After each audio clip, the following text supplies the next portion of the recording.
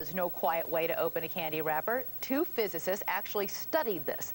Dr. Eric Kramer, a professor at Simon's Rock College in Massachusetts, and Dr. Alexander help me with this, Alex. Lobkovsky from the National Institute of Standards and Technology in Maryland. Gentlemen, good morning. Good morning. Okay, so you actually decided to study the science of candy wrappers? Mm-hmm. Well, we were looking at all different aspects of crumpling. One possible application... Okay.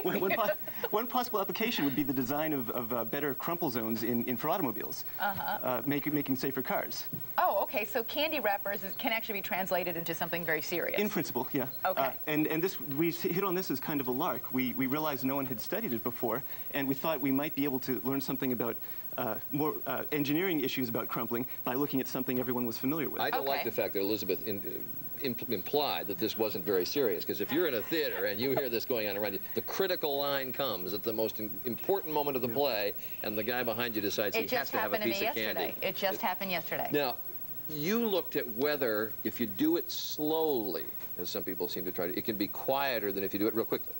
And the results were? No, we've been able to show that the volume of the clicks does not depend. The volume of the sound does not depend on how quickly or how slowly you do it. And we were going to demonstrate. Here's some candy. Do you want to? How did you do this? You've got a computer with a microphone. We'll demonstrate. We'll record the sound of the crinkling plastic, and we'll show it on the screen, and we'll show that the sound looks interesting, and we'll explain where it comes from. Okay. Okay. So you have to think of this as a big, big candy wrapper. Okay. Why don't we try one more time? Computers.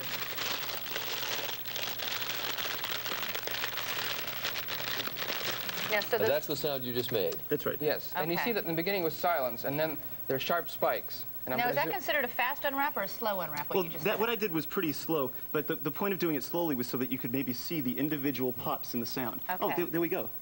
All right, so you get peaks. All right, now do it real fast and see what happens. Sure. Let him get the computer set.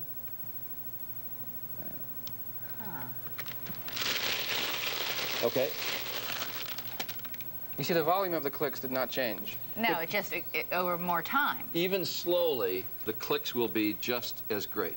Right, Yes. right. So here they're all clumped together. They all happen at once, and the total noise is louder. But no matter how slowly you do it, those clicks are, you can't decrease the volume of those clicks. So then what's the solution? Is there, I mean, aside from announcing, please unwrap your candy ahead of time, I mean, is there going to be a quieter candy wrapper that we hope to? Well, we have, I mean, the thing is, the materials that people make candy wrappers out of are chosen because they're strong and they're lightweight and they're waterproof and they hold the shape of the candy when you wrap the candy. Okay, and these are exactly the properties that make the noise loud.